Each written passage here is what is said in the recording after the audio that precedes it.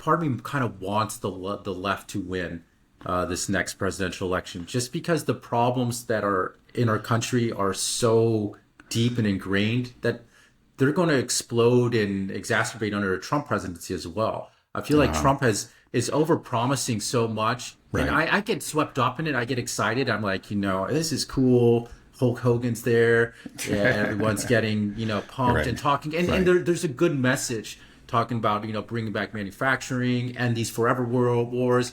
But the reality is that we have $35 trillion of debt. Right. You want to rebuild the manufacturing base? That's a 10, 20-year plan. That's not something you can flip a switch and turn it off. That's been a continual problem. It's actually just that, economic cycles are really independent of presidential terms.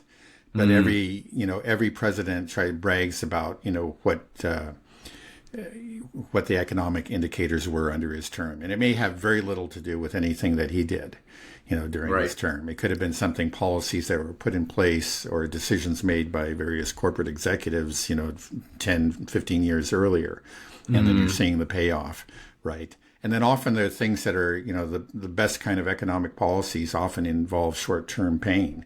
That is exactly right. We're going to have to go through a lot of short-term pain. I mean, especially he's talking about these tariffs, which is like, okay, maybe if you apply, if you do tariffs, I do agree with protectionism to some extent, especially when you need to rebuild our current manufacturing base. But it's a long process, and you can't single out just China. You need to do something. Let's say straight 15-20% tariff on all imported goods. I think that's what you do. Right. There's this mistake of always kind of doing it in a hostile way, like we're going to penalize this country over there. You just don't need to approach it that way. I mean, that just adds to tensions, creates the possibility of a trade war. But if, like you said, if there were just a general tariff, for all imports, then nobody can accuse you of starting targeting one country or another.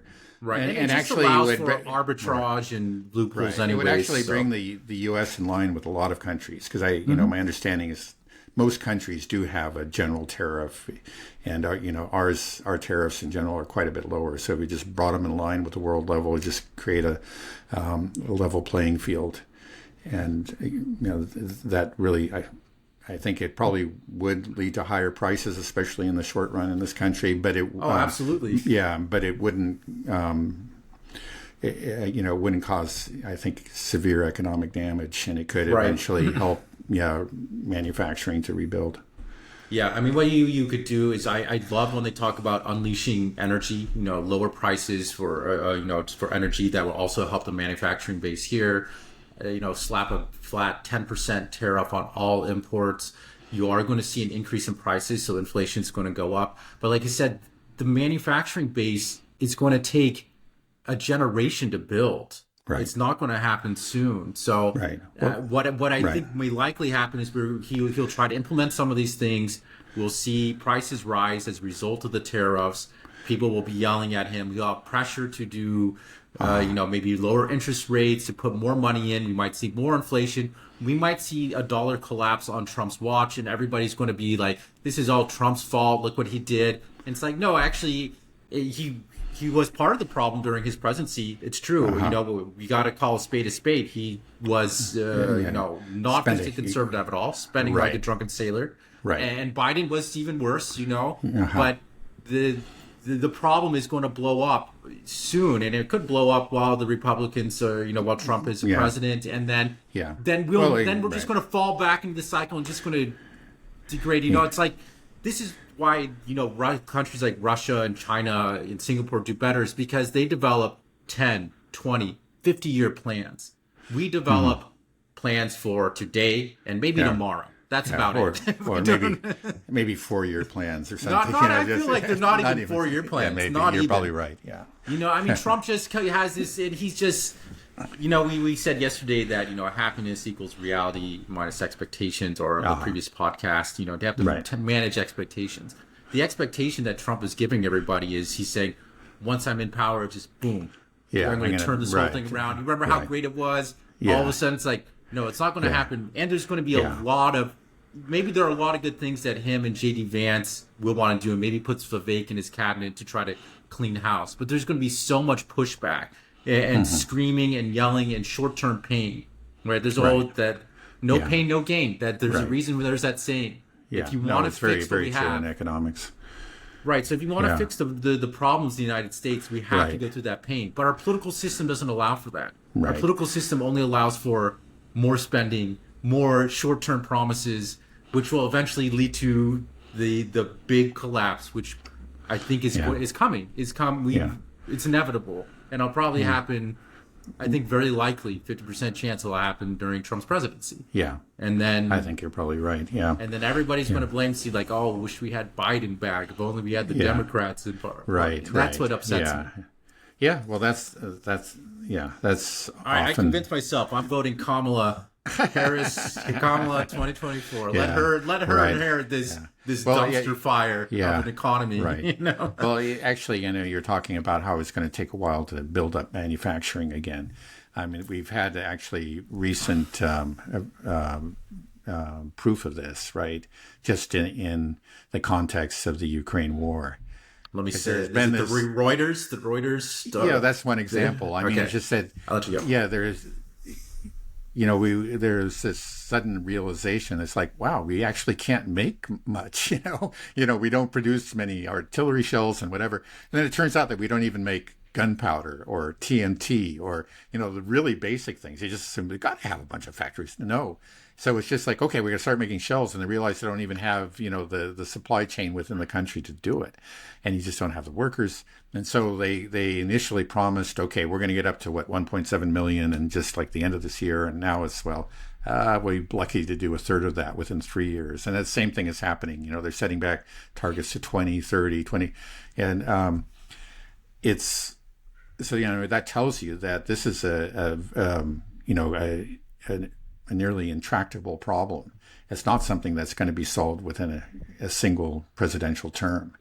And, probably the efforts, again, that the first steps that you're going to take are not going to produce the results. In fact, they're going to have negative consequences short term. So we really, I don't think anything really will be done, or if they attempt to do it, whoever does it, like Trump, if he'll pay the consequences, then somebody will come in and reverse it, and we won't get anywhere. It's almost exactly. like what you can almost. I mean, it seems to me like the only scenario that I can imagine where we could actually choose the correct economic policy course would be if there's just a total collapse to the point where everybody realizes, okay, we're really screwed. We're in bad shape. We got to do something different to get out of this hole. And at that point, people are willing to listen to, okay, these short-term sacrifices and whatever. But we're not there yet. We're not anywhere close. Of course, the danger is that you can get into that fix, and then people will seize on some sort of terrible solution that will make sure that we never get out of the hole too. So, Right. So this collapse is coming, and I hope it happens within the next 6 months. So, it's Not on impossible. by Biden's plate, but I think it's unlikely. And so I think it's likely that we're going to see some real collapse on Trump's plate, and then that's just going to fuel even more into this Trump derangement syndrome, and we're just going to go through this again. And I just, as a nation, I don't know if we'll survive that. No, it's just going to get it's going to get rocky.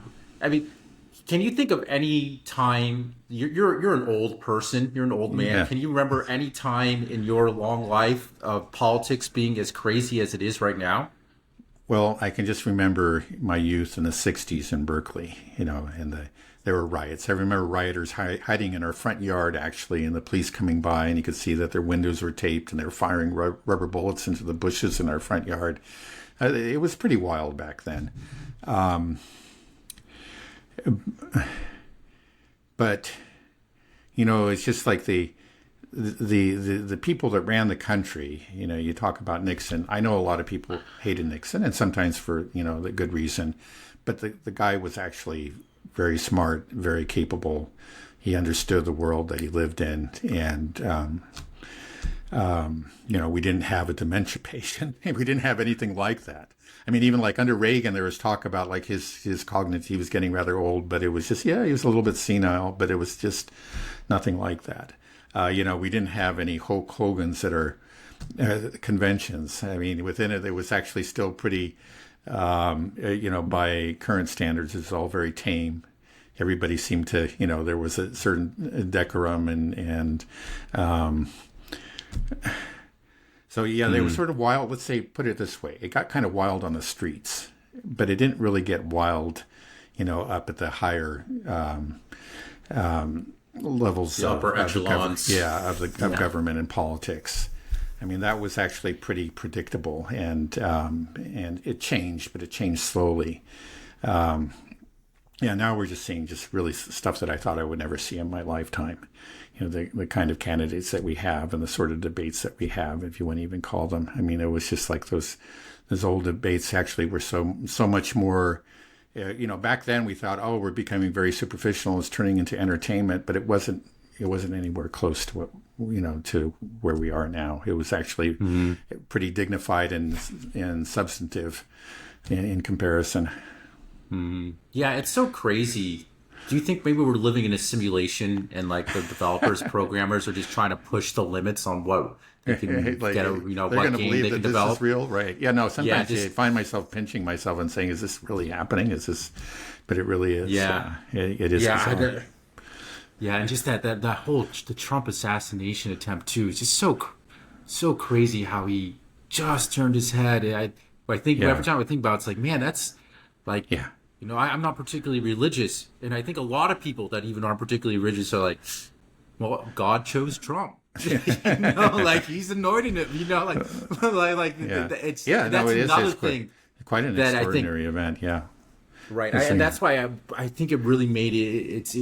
It has elevated, I think, Trump to this folk hero status, and that making him an unstoppable force now in American politics. I just don't think anybody has a chance against him. Do you think that they're going to try to take him out again? Well, I don't know that they tried to take him out again. We'll get back to our conspiracy, whatever. I still think it was incompetence. At the most, I would say is like maybe they deliberately, reduced the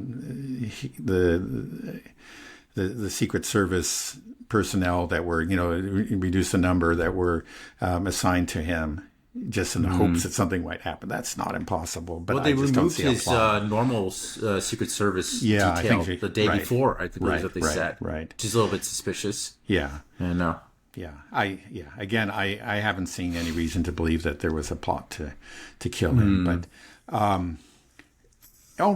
it's possible. We've talked about it. It's just there are those people out there that believe that he, or at least they pretend to believe. Sometimes I wonder how much they really believe it. There's this rhetoric. It's just it's true throughout the West. The elite uses this very inflated rhetoric. For example, about Russia and Europe.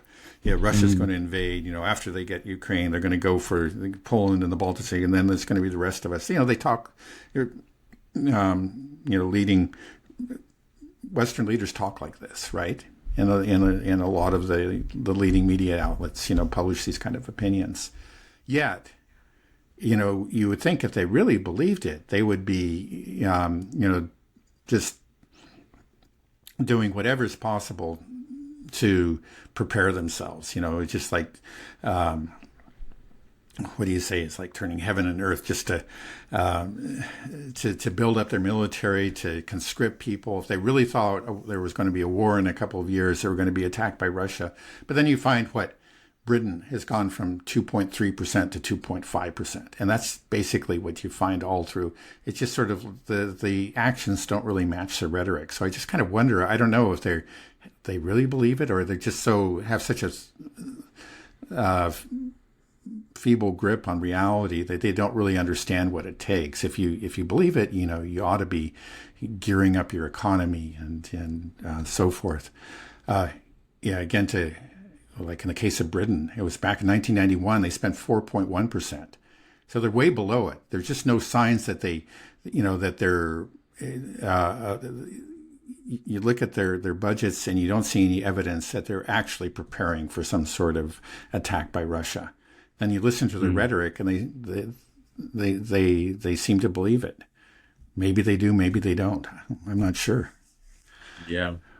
So it's the same thing anyway. I was just saying it's just like with all this inflated rhetoric about Trump, again, it's like I wonder how many of these people really believe it. Are they really scared, or is just something you say? It's just kind of a way of inflating your own importance. But I think problem that's with what that it rhetoric is that, the problem with that rhetoric is that there are a lot of people out there that are kind of unbalanced, and they hear that and they really believe it. It may have been true of this young man. We don't know yet, but it could be true of somebody else. There may be somebody else out there that's hearing this and say, oh, God, I've got to be the one who stops, and, I'm going to. Right. Well, it's exciting when you think that there's some existential battle happening all the time. I think people get swept up by that. And I can sometimes feel it too. And I have to remind myself that, like, okay, this isn't good. An example would be like with Israel and Lebanon. Part of me is just saying, Israel, just do it. Go ahead and invade Lebanon and just watch hell get unleashed, and see what happens. And then it's like, I should, but there will be so much death and destruction. But part of me is like, I just want it to happen. So I feel like it's going to happen, and maybe this is the only way that Israel is going to learn or do something. But really, the right solution is like diplomacy, like stop aid. Like let's to limit bloodshed. But you get caught up into it, and you see. You see it escalate. You just saw, Israel bombed Yemen, and, the drone that hit Tel Aviv, and you're just like, all right, let's just do it. Gloves are off. Let's go. And that's a dangerous feeling that can kind of sweep up the world when, and even though, and you're not personally involved, like, well, I'm not in Lebanon. I'm not in Israel. So why am I egging on this conflict? Yeah. And so I have to tell myself, like, no, we got to restrain, because it's exciting, that war fever. And I think that's what's happening. And it happens on the political arena. People are getting excited about the idea, like, oh my God, Trump's coming back, and it's Hitler times 10. This is a big deal, guys. It's a big deal. We got to do something. It's exciting for people. And then the same thing on the Trump side. I feel the same fervor too. I'm like, yeah, maybe we can do some change. We can start, and then I have to realize, like, temper expectations. I'm not expecting anything really to change with Trump. I think he's embodying the right ideas and movements, but I don't expect it. Yeah, by and large, there's a lot of things in there that I don't agree with, but I can't get excited about it because I know it's not going to happen. But it's just that's the problem with, I think, just sort of mass psychology, and it's just a football game for people. These narratives, they get excited about these big global events, and they makes them feel important to have these strong opinions on it. Yeah. Right. Yeah. No, you have to be careful. You don't want to be swept up with war fever, especially. Well, I mean, you have a right if you're putting your own body on the line. Like you say, I'm going to go and sign up. Right. Okay, that's one thing. Yeah. We're talking about, like, the Russians who responded to the Crocus City Hall. Okay, a lot of young men went out and they signed up after that. Okay, you can't. Okay, you put your money where your mouth is. Exactly right. You've got a right to voice this opinion entirely, because exactly. But we definitely don't want to be encouraging war fever in other countries where we're never going to be at risk. It's not our house that's going to be blown up. It's not our family members that are going to be killed. We can only hope for a diplomatic solution. It just realistically, it seems like the outlook is very, very bleak, and the chance for a diplomatic solution is very meager at this point. Right, because our elites, the rulers of the West, they have made it clear that they don't believe in diplomacy. They don't want to engage in diplomacy. Right. They're demagogues. That's what they want. They want to feed the war fever because they can grasp more power when they do it, when they get their population stirred up for it. And so it's just they've demonized all their enemies. It's just there's no way to, they painted themselves in a corner, so you can only, push a military solution. You can only, aim to actually overthrow, defeat militarily your opponent. That's where they put themselves, vis-a-vis Putin and Hamas and so forth. And, that's why we're in this fix that we're in.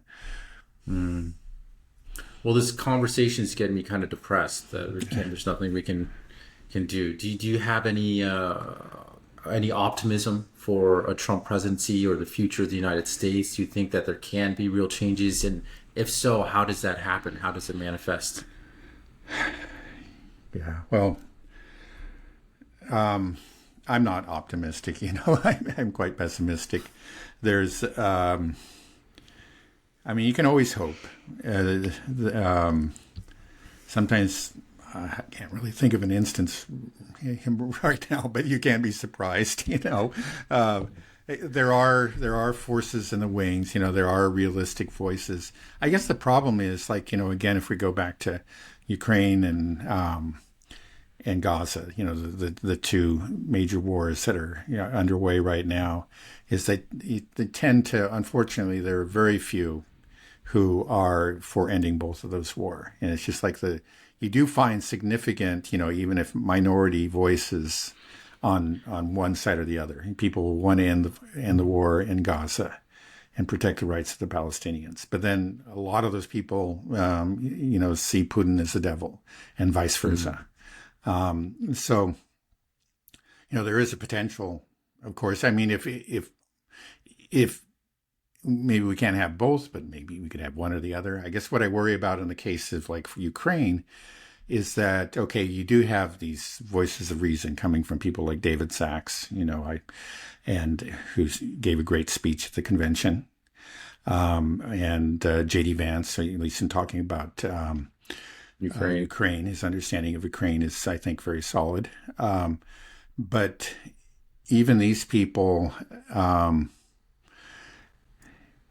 the concrete proposals that have been put forward, by the Trump team and so forth, I still fall well short. I think we had, for example, Grinnell recently, who may end up being Trump's Secretary of State, basically proposing, the Minsk Accord all over again. But it's just, it's obviously a few years too late. It was, back then he was part of the anti-Russia. He didn't do anything to support it. Now that it's too late, he's coming out, and I just don't know. I don't really see a path to peace in either place. I think things are going to get worse in both places before they get better.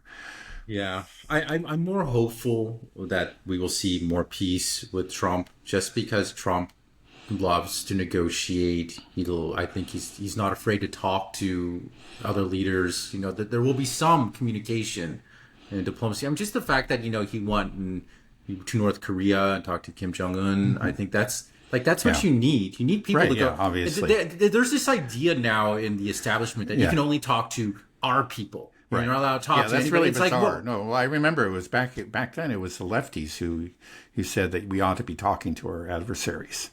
And it was the right wingers who tended to, not all of them, but tended to demonize them. But now it's just, for some reason, the Democratic establishment they always go have fits when Trump or Orban or whatever tries to go and talk to these people. And I thought that's what we're supposed to be all about. If you're a believer in peace, and then you're a believer in diplomatic solutions. And if you want a diplomatic solution, you have to start talking. So what is it? Yeah, words, not bullets. Come on, it's not that complicated, guys. Let's don't do this. Yeah. So I do get excited a little bit about the Trump movement, just because I feel like it is the death of neoconservatism, which has just been such a horrible policy that's really ingrained into. Let's hope so. If he can really make some dents in that, I hope so, but. Yeah, so I'm hoping that'll lead to a more peaceful world. It is interesting to see. We've talked about this a little bit before, that the Republican Party is a new party now. It's a peace party and a party for the working class. Right. It's really it's the Democrats now of the 60s and 70s. Not exactly, but there's some truth to that. I wouldn't quite say it's the peace party, because again, the extreme positions that they take vis-a-vis Israel. And J.D. Vance was saying that we got to bomb the what out of the Iranians and so on. Sometimes I hope that's just political posturing, because they feel like they have to say that. with the when you're on Hannity's show on Fox, and the questions are like this, and he's playing to the base, and maybe thinks that he has to play the military industrial complex in some regards, but man, maybe I don't know. Maybe I'm wrong. Yeah. Maybe they will start war in the Middle East and end it in Ukraine. But I just know at least Trump has the ability to talk to people. Even when he killed Soleimani, he called up Iran and it was able to cool things down. Because I remember when that happened, I was like, uh-oh, it's going to pop off now. This is a big deal. Yeah, well, and he's completely right about that. He should be talking to all these people. And the Democrats are just, they've betrayed all their principles in opposing this. There's this nonsense that somehow you're friendly to autocrats, and this kind of makes you like it's like these are just evil demons, and if you talk to them, it's just like their demonic influence is going to rub off on you or something. It's just absurd, It's just right.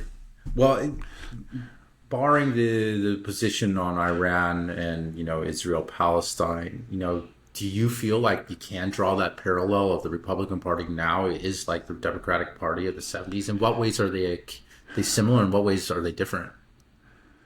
Well, because if you talk about cultural issues, the Republican Party isn't, they're not against gay marriage or, against, a lot of the, race, racism isn't a thing. Jim Crow isn't a thing. The Republican Party isn't a racist party. It's not a sexist party, even though the Democrats try to paint that. Yeah, they try to paint it that way. I mean, it would like the Democrats. I put it this way, actually, like the Democrats still use a lot of the rhetoric that came out of the '60s, but we live in a different world now. We really do, and especially in the case of talking about racism, whatever they had a valid point.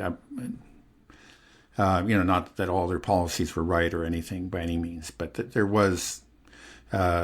Jim Crow wasn't that far in the past and so on, but it is far in the past now. The problems that exist, like for example within the black community, are not the problems that existed in the 1960s, or at least maybe some of them are, but others aren't. Things have changed very significantly.